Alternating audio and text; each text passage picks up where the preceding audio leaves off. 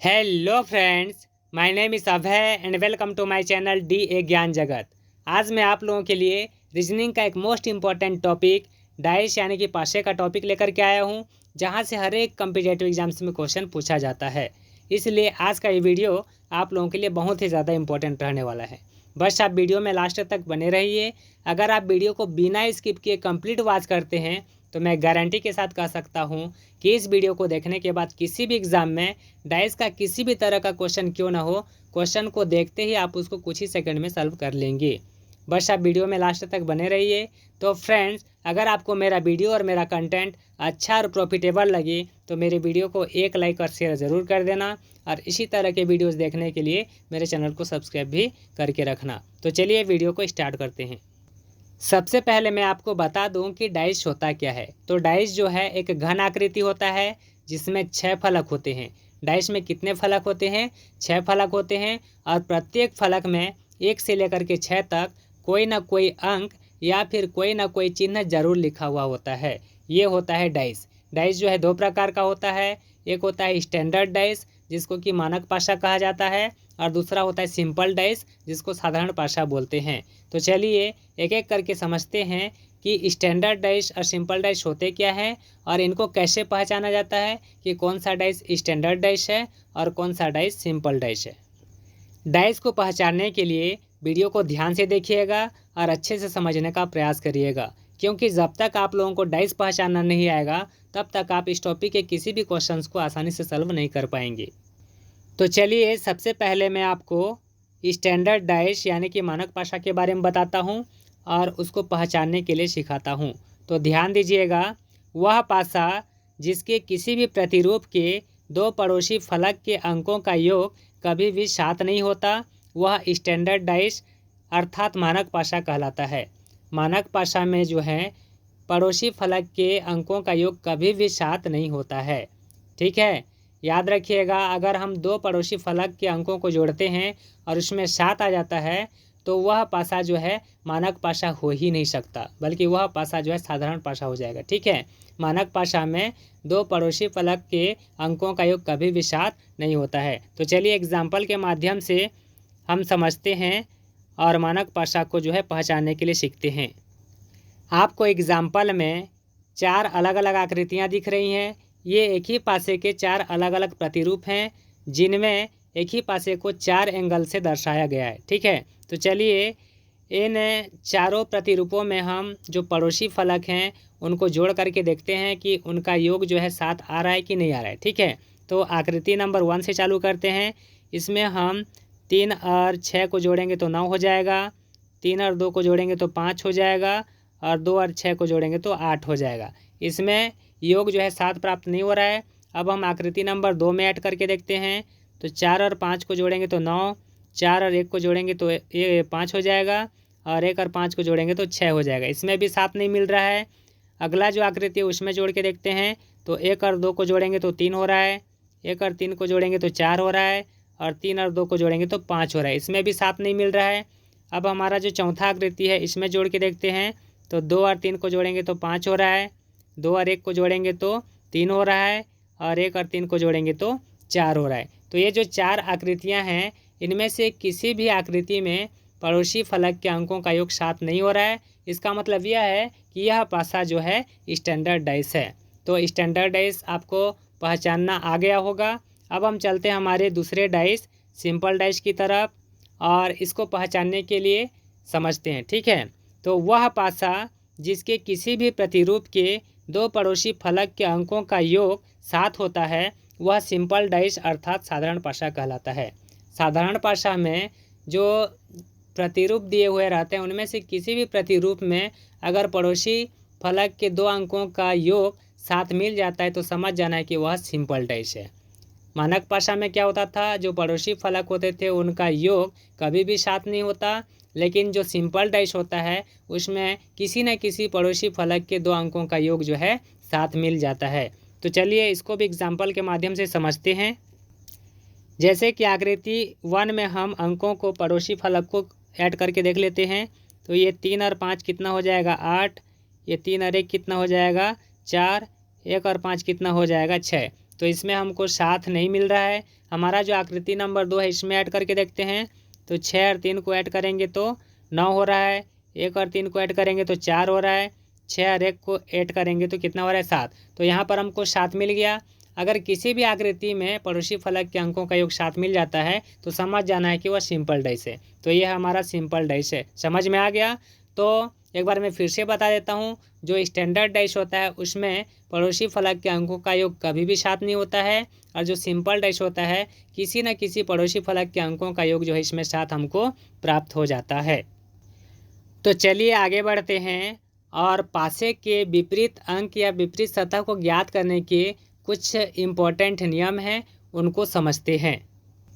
सबसे पहले हम स्टैंडर्ड डाइस यानी कि मानक पासे के नियम को समझते हैं कि इसमें विपरीत सतह या विपरीत अंक को कैसे ज्ञात करेंगे। तो ध्यान दीजिएगा, मानक पासे में विपरीत अंकों का योग हमेशा 7 आता है। मानक पासे में जो पड़ोसी फलक होते हैं उनका योग कभी भी 7 नहीं होता है, लेकिन जो विपरीत फलक होते हैं उनका योग हमेशा 7 होता है। तो मानक पासे को पहचानने के लिए तो मैं आप लोगों को सिखा चुका हूँ।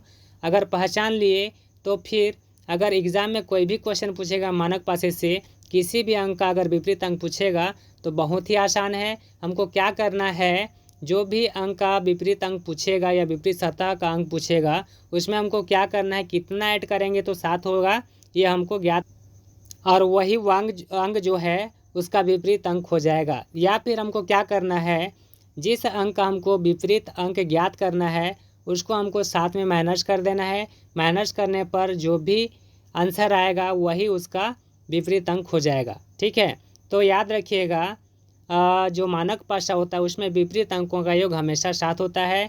इसलिए 1 का विपरीत अंक जो है हमेशा इसमें 6 होगा, 2 का विपरीत अंक हमेशा 5 हो जाएगा, 3 का विपरीत अंक हमेशा 4 होगा, 4 का विपरीत अंक हमेशा 3 होगा, 5 का विपरीत अंक हमेशा 2 होगा, और 6 का विपरीत अंक हमेशा 1 होगा, क्योंकि इन अंकों को आपस में जोड़ेंगे तो इनका योग जो है 7 होता है।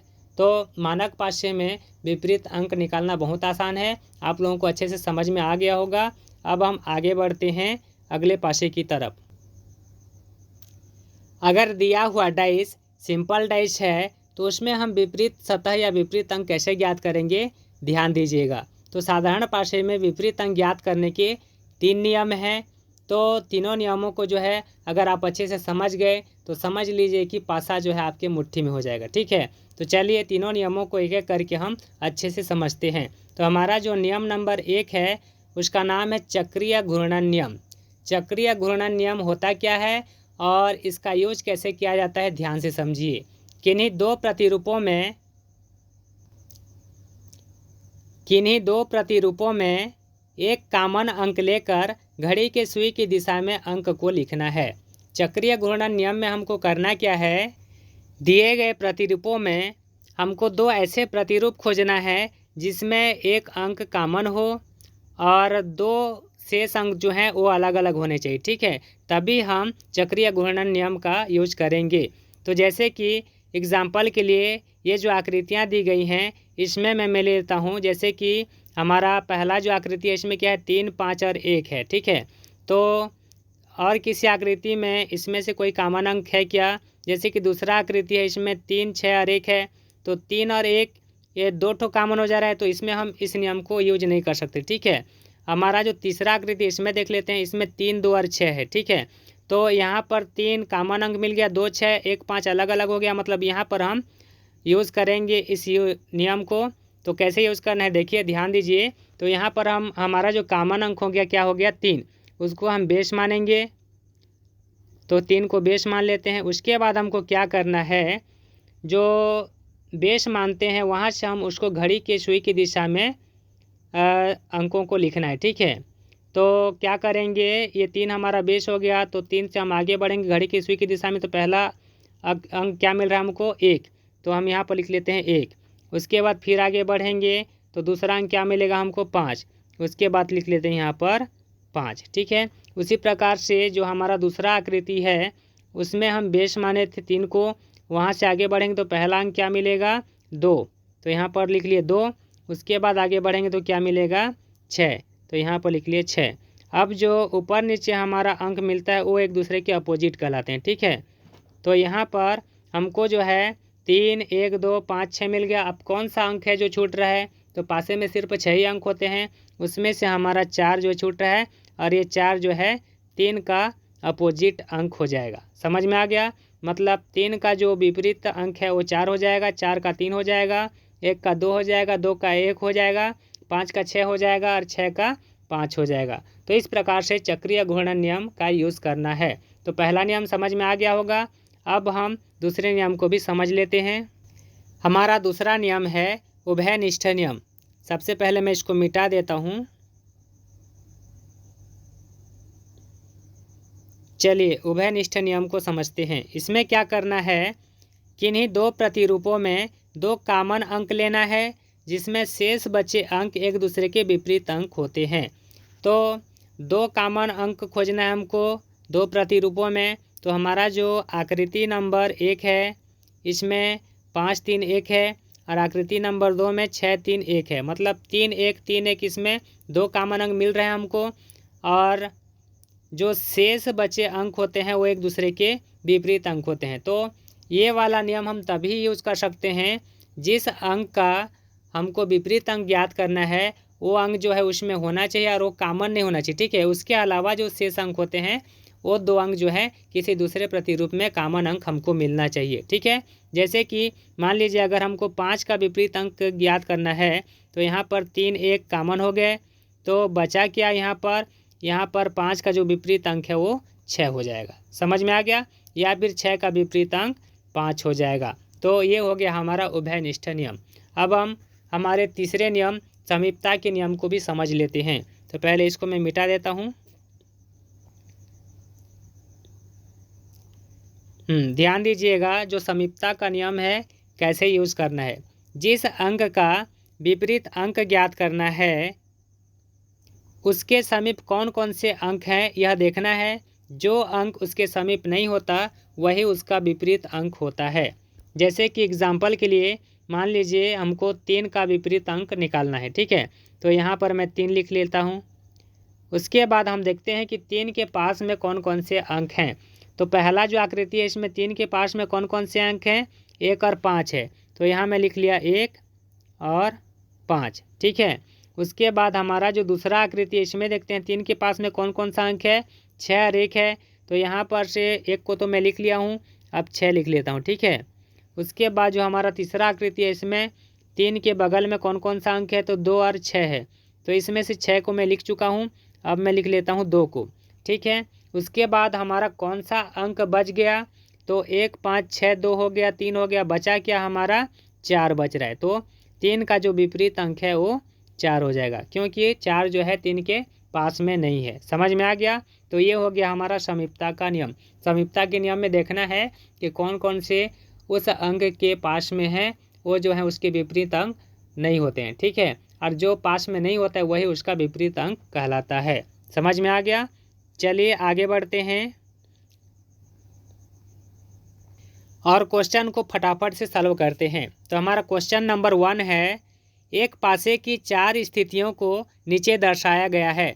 यदि अंक 6 ऊपरी सतह पर हो तो उसके नीचे वाली सतह पर कौन सी संख्या होगी। तो चलिए सबसे पहले हम फटाफट से इसको पता कर लेते हैं कि ये कौन सा डाइस है। ठीक है, तो सबसे पहले हम क्या करेंगे, ऐड करके देखते हैं। तो ये 6 और 3 9, ये 6 और 2 8, ये 2 और 3 5। तो ये 6 और 2 8, 6 4 10, ये 4 2 6, इसमें भी 7 नहीं मिल रहा है। ये 5 और 6 11, 5 और 4 9, और 4 और 6 10, इसमें भी 7 नहीं मिल रहा है। ये 1 और 4 5, 1 और 2 3, और 2 और 4 कितना होता है 6।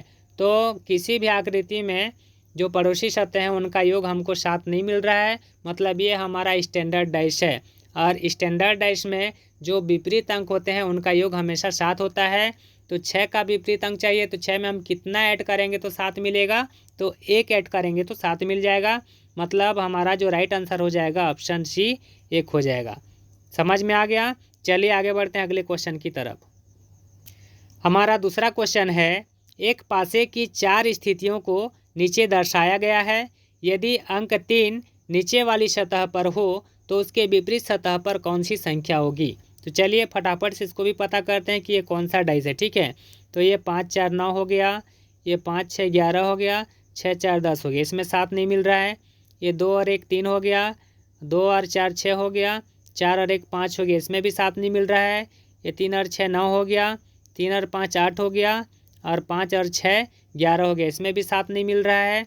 ये 4 और 1 5 हो गया, 4 और 5 9 हो गया, 5 और 1 6 हो गया, इसमें भी 7 हमको योग प्राप्त नहीं हो रहा है। मतलब ये भी हमारा स्टैंडर्ड डाइस है। और 3 के नीचे वाली सतह पर पूछा है, तो 3 में हम कितना ऐड करेंगे तो 7 हो जाएगा, तो 4 ऐड करेंगे तो 7 होगा। तो हमारा राइट आंसर हो जाएगा ऑप्शन ए 4। समझ में आ गया। चलिए आगे बढ़ते हैं अगले क्वेश्चन की तरफ।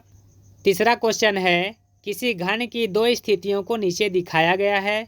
जब नीचे वाली सतह पर 4 बिंदु हो तो उसके विपरीत सतह पर कितने बिंदु होंगे। तो चलिए फटाफट से पहले इसको जानते हैं कि ये कौन सा डाइस है। ठीक है, तो ये 2 और 4 को जोड़ेंगे तो 6, 2 और 1 को जोड़ेंगे तो 3, और 1 और 4 को जोड़ेंगे तो 5, इसमें 7 नहीं मिल रहा है। ये 5 और 3 को जोड़ेंगे तो 8, ये 5 और 1 को जोड़ेंगे तो 6, और ये 1 और 3 को जोड़ेंगे तो 4 हो रहा है, इसमें भी 7 नहीं हो रहा है। मतलब ये भी हमारा मानक पासा है।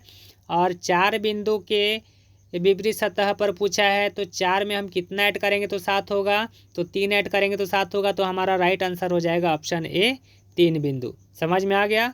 चलिए आगे बढ़ते हैं अगले क्वेश्चन की तरफ। चौथा क्वेश्चन है, नीचे एक पिंड की 2 स्थितियां प्रदर्शित की गई हैं। जब पेंदी वाली सतह पर 2 बिंदु हो तो सबसे ऊपरी सतह पर कितने बिंदु होंगे। तो पहले पता कर लेते हैं कि ये कौन सा डाइस है। ठीक है, तो ये 4 और 6 कितना होता है 10, और ये 4 और 3 कितना होता है 7। तो यहाँ पर 7 हो रहा है, मतलब ये हमारा सिंपल डाइस है। तो सिंपल डाइस का कौन सा नियम हम इसमें लागू करके आंसर निकाल सकते हैं, देखते हैं। तो यहाँ पर हमको जो है एक अंक कॉमन दिख रहा है, 3 और 3, इसमें भी 3 है, इसमें भी 3 है। ठीक है, तो एक अंक कॉमन रहता है, तो हम जो है चक्रीय घूर्णन नियम लगा सकते हैं। तो हम क्या करेंगे, यहाँ पर चक्रीय घूर्णन नियम लगा देते हैं। तो हमारा बेस हो जाएगा 3। ठीक है, 3 हो जाएगा बेस। तो यहाँ पर 3 को बेस मान करके हम घड़ी के सुई की दिशा में आगे बढ़ेंगे, तो पहला अंक क्या मिलेगा 6। तो यहाँ पर 6 लिख लिया। उसके बाद फिर आगे बढ़ेंगे तो क्या मिलेगा 4, ये 4 लिख लिया। उसी प्रकार से जो दूसरा आकृति है उसमें हम 3 से आगे बढ़ेंगे तो हमको मिल रहा है 5, और उसके बाद आगे बढ़ेंगे तो क्या मिल रहा है 2। और हमको पूछा क्या है 2 बिंदु का विपरीत सतह, तो यहाँ पर 2 का विपरीत सतह क्या है 4 है। तो हमारा राइट आंसर हो जाएगा ऑप्शन सी 4। समझ में आ गया। चलिए आगे बढ़ते हैं। पांचवा क्वेश्चन है, एक घन की नीचे दी गई 4 अलग अलग अवस्थाओं का अध्ययन कीजिए और ज्ञात कीजिए कि 3 अंक वाली फलक के सामने कौन सी संख्या होगी। तो चलिए फटाफट से पहले पता करते हैं कि ये कौन सा डाइस है। तो यहाँ पर आप लोगों को दिख रहा होगा सीधा सीधा 6 और 1 7, यानी कि ये हमारा सिंपल डाइस है। अब हम इसमें क्या करेंगे, देखिए ये जो हमारा आकृति नंबर 1 है इसमें 4 5 और 6 है। ठीक है, और जो आकृति नंबर 3 है इसमें 2 1 और 4 है। इसमें क्या है 4 जो है दोनों में कॉमन है 1 अंक, और 1 अंक कॉमन रहता है, तो हम क्या बोलते हैं चक्रीय घूर्णन वाला नियम लगा सकते हैं। तो यहाँ पर 4 हमारा बेस हो जाएगा। ठीक है, अब हम क्या करेंगे 4 को बेस मान करके घड़ी के सुई की दिशा में आगे बढ़ेंगे, तो हमारा पहला अंक मिलेगा 5, उसके बाद मिलेगा 6। तो यहाँ पर मैं लिख देता हूँ 5 फिर 6। ठीक है, और हमारा जो दूसरा आकृति है इसमें हम 4 को बेस मानेंगे, तो पहला क्या मिलेगा 1, उसके बाद 2। तो यहाँ पर लिख लेता हूँ ये 1, उसके बाद 2। हमको क्या ज्ञात करना है 3 का विपरीत फलक है ना। तो यहाँ पर 1 2 5 6 आ गया, 4 आ गया, मतलब हमारा बच गया 3। तो यहाँ पर 3 आ जाएगा, यानी कि 4 का विपरीत फलक 3 होगा, तो 3 का विपरीत फलक हो जाएगा हमारा 4। समझ में आ गया। तो हमारा राइट आंसर हो जाएगा ऑप्शन सी 4।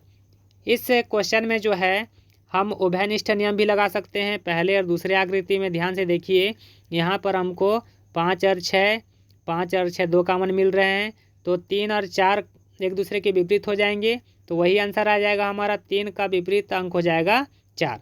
समझ में आ गया। चलिए आगे बढ़ते हैं अगले क्वेश्चन की तरफ। छठवां क्वेश्चन है, किसी घन की 4 स्थितियां नीचे दर्शाई गई हैं। जब 6 नीचे की सतह पर हो तो उसके ऊपर की सतह पर कौन सी संख्या होगी। तो सबसे पहले पता कर लेते हैं कि ये कौन सा डेज है। ठीक है, तो यहाँ पर देखिए हमको ये 4 और 3 दिख रहा है, मतलब 4 3 7 हो गया, मतलब ये हमारा सिंपल डाइस है। इसमें हम क्या करेंगे, समीपता का नियम लगा देते हैं। ठीक है, तो ये 6 हमको दिख रहा है, 6 के बगल में क्या क्या है पहले देख लेते हैं। तो पहला जो आकृति है इसमें 6 के बगल में है 3 और 2, तो यहाँ पर लिख लिया मैं 3 और 2। दूसरा जो आकृति है इसमें 6 के बगल में क्या है 3 और 4, तो 3 तो लिख चुका हूँ मैं, यहाँ पर 4 लिख लेता हूँ। फिर जो तीसरा आकृति है इसमें हमारा 6 के बगल में 5 और 4 है, तो मैं 4 लिख चुका हूँ, यहाँ पर 5 लिख देता हूँ। ठीक है, तो अब हमारा कौन सा अंक बच रहा है, तो 1 बच रहा है और 6 का विपरीत अंक हो जाएगा हमारा 1, तो हमारा राइट आंसर हो जाएगा ऑप्शन ए। समझ में आ गया। चलिए आगे बढ़ते हैं। 7वां क्वेश्चन है, किसी पासे के 1 से 6 अंकों को निम्न 2 स्थितियों में दर्शाया गया है। यदि पासे के ऊपरी सतह पर 4 हो तो नीचे की सतह पर कौन सी संख्या होगी। तो देखिए सबसे पहले पहचानते हैं कि ये कौन सा पासा है। तो यहाँ पर देखिए ये 4 और 3 कितना हो रहा है 7, मतलब ये हमारा सिंपल डाइस है।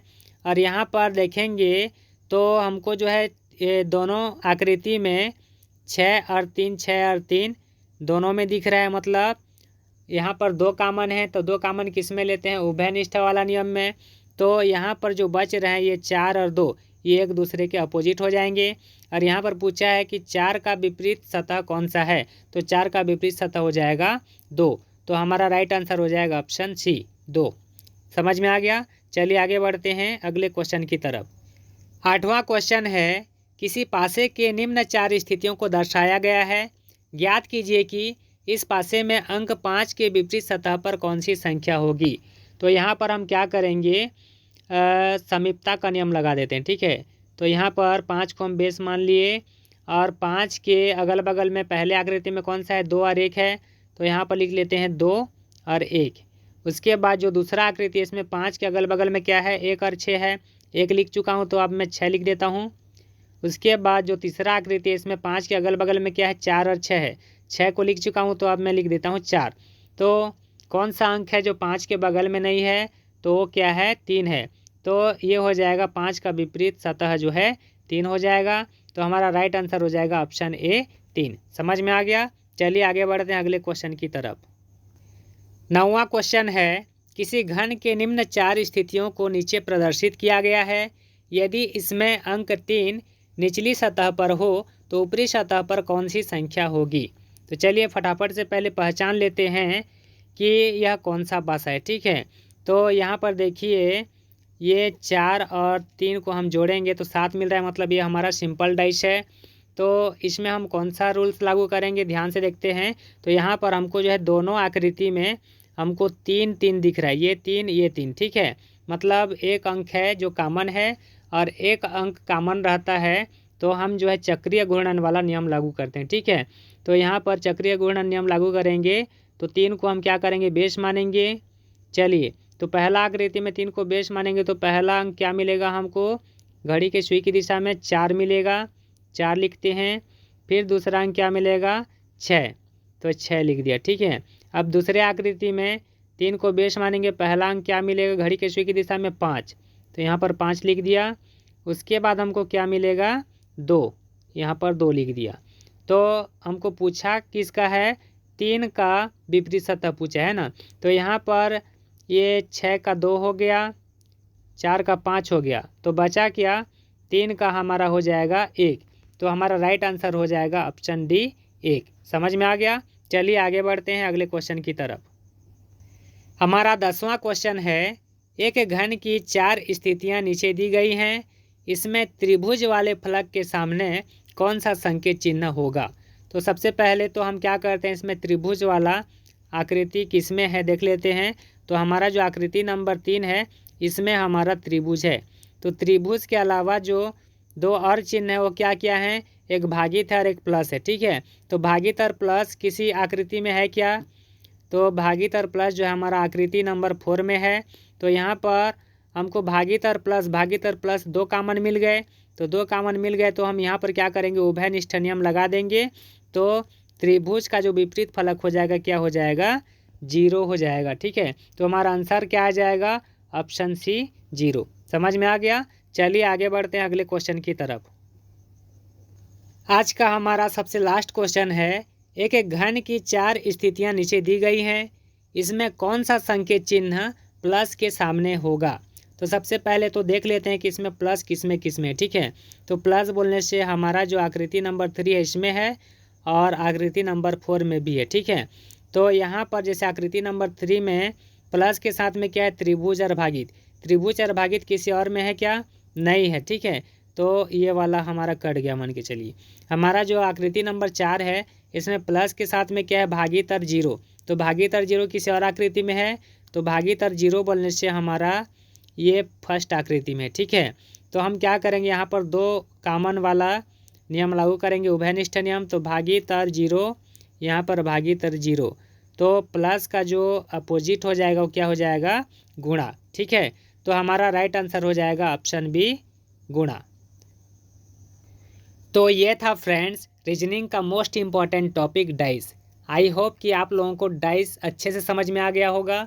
अगर आपको मेरा वीडियो अच्छा और प्रॉफिटेबल लगा तो मेरे वीडियो को ज़्यादा से ज़्यादा लाइक और शेयर करें, और इसी तरह के वीडियोस देखने के लिए मेरे चैनल को सब्सक्राइब भी कर लें। तो चलिए फ्रेंड्स, अब हम मिलते हैं नेक्स्ट वीडियो में नेक्स्ट टॉपिक के साथ। जय हिंद।